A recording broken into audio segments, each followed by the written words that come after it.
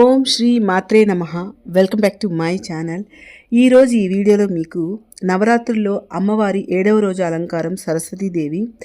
So ఈరోజు ఏం పూజ చేయాలి, ఏ పువ్వులతో పూజ చేయాలి, ఎలా చేయాలి అనేది మొత్తం ఈ వీడియోలో తెలియజేస్తున్నానండి. మీకు నచ్చితే ప్లీజ్ అండి లైక్ చేయండి, షేర్ చేయండి, నా ఛానల్ని సబ్స్క్రైబ్ చేసుకోండి. అక్టోబర్ 9వ తేదీ బుధవారం, సప్తమి తిథి, మూలా నక్షత్రం 2024. ఈరోజు మనకి అమ్మవారు దుర్గామాత సరస్వతీదేవి రూపంలో మనకు దర్శనమిస్తారండి. ఈరోజు అమ్మవారికి సమర్పించవలసిన చీర రంగు తెలుపు. అలాగే తెల్లని పువ్వులు, ఏ పువ్వులైనా తెల్లని పువ్వులు, మారేడు దళాలతో పూజ చేస్తే చాలా మంచిది. ఇలా చేయడం వల్ల విద్యాప్రాప్తి కలుగుతుంది. సరస్వతీదేవి స్తోత్రం, అష్టోత్తరం, అలాగే మంత్రం ఏమిటంటే ఓం శ్రీ సరస్వతీదేవి అయి నమః అనుకునే మంత్రం చదివితే చాలా మంచిదండి. ఈరోజు అమ్మవారికి దద్దోజనం అంటే పెరుగన్నం ప్రసాదంగా పెడితే చాలా మంచిది. అలాగే దానం, పుస్తకాలు, పెన్నులు పిల్లలకి దానం చేస్తే మంచిదండి. ఇలా చేయడం వల్ల పిల్లలకి విద్యాప్రాప్తి కలుగుతుంది. ఈరోజు పూజ చేసేటప్పుడు ఒక సరస్వతీదేవి యంత్రం అని ఒక ముగ్గు ఉంటుంది, అది వేసుకోవాలండి. సో అది ఎలా వేసుకోవాలి ఏంటి అనేది నేను వీడియో పెట్టానండి, ఒకసారి వెళ్ళి చూడండి. నా ఛానల్లో ఉంది, ఒకసారి వెళ్ళి చూడండి. ఆ ముగ్గు వేస్తే చాలా మంచిదండి. ఇప్పుడు చూస్తున్నారు కదా, ఈ ముగ్గు వేసి పిల్లలు పూజలో పెట్టి పిల్లలు కానీ మంత్రం చదువుకుంటే, ఈ ముగ్గు వీలైతే పిల్లలతోనే వేయిస్తే చాలా మంచిది. ఎలా వేయాలి ఏంటి అనేది వీడియో పెట్టాను, ఒకసారి వెళ్ళి చూడండి. అలాగే ఈ నవరాత్రుల్లో మూలా నక్షత్రం రోజు అక్షరాభ్యాసం కూడా పిల్లలకి చేయిస్తారండి. విశేషంగా ఈరోజు బాసరాలో కూడా పిల్లలకి అక్షరాభ్యాసం చేయిస్తుంటారు. ఒకవేళ ఇంట్లోనే చేయించాలి అనుకుంటే సమయం ఉదయం 9:03 నుంచి 9:27 వరకు, మళ్ళీ సాయంత్రం 4:07 నుంచి 4:30 నిమిషాల వరకు ఉంటుందండి.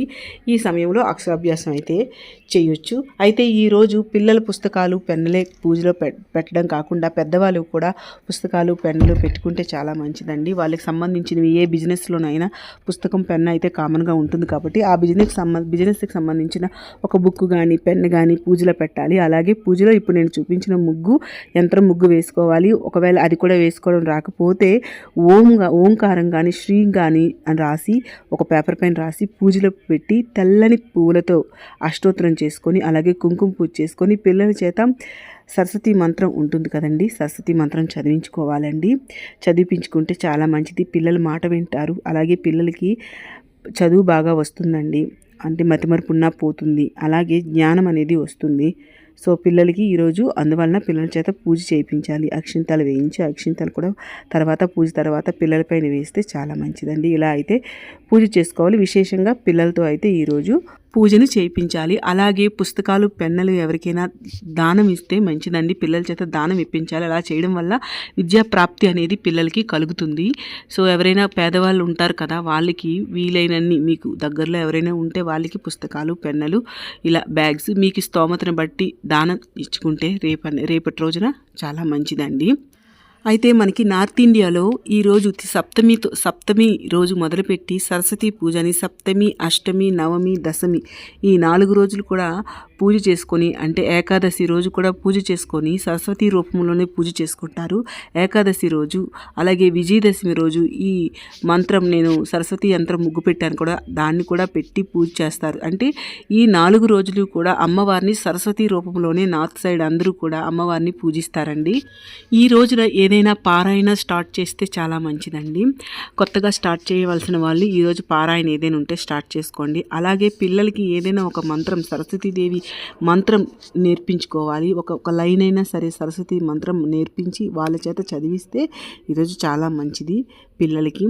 అయితే సరస్వతీదేవి అష్టోత్తరం ఎవరికైనా బుక్లో దొరకనప్పుడు నేనైతే ఒక వీడియో చేశానండి, నా ఛానల్లో అప్లోడ్ చేశాను, ఒకసారి వెళ్ళి చూడండి. నేనైతే మంత్రాలు చదివాను. ఒకవేళ మీకు కావాలంటే అది వింటూ పూజ చేసుకోవచ్చు, లేదంటే మీరే ఓన్గా చదువుతారన్నా కూడా నేను ఆ వీడియోలో మంత్రాలు కూడా ఇచ్చానండి, మీరు చదువుకోవచ్చు. ఒకసారి వెళ్ళి చూడండి. సరస్వతి అంటే ఒక్క చదివే కాదండి. ఒక్క చదువు ఉన్నంత మాత్రాన సరిపోతుందా? సరిపోదు కదా. బుద్ధి ఉండాలి, కామన్ సెన్స్ ఉండాలి, జ్ఞానం ఉండాలి. ఇవన్నీ ఉండాలి అంటే మన పైన సరస్వతీదేవి అనుగ్రహం ఉండాలండి. సరస్వతీదేవి అనుగ్రహం ఉండాలి అంటే కంపల్సరిగా పిల్లలతో మూలా నక్షత్రం రోజు ఏదో ఒక మంత్రాన్ని సరస్వతీదేవికి సంబంధించి మనం చదివించాలి లేదా రాయిపించాలండి. అలా చేయడం వల్ల చదువుతో పాటు బుద్ధి కూడా ఉంటుంది, పిల్లలకి డిసిప్లిన్ ఉంటుంది. ఇవన్నీ ఉండాలంటే మనం పూజ మాత్రం పిల్లల చేత ఈరోజు చేయించాలి.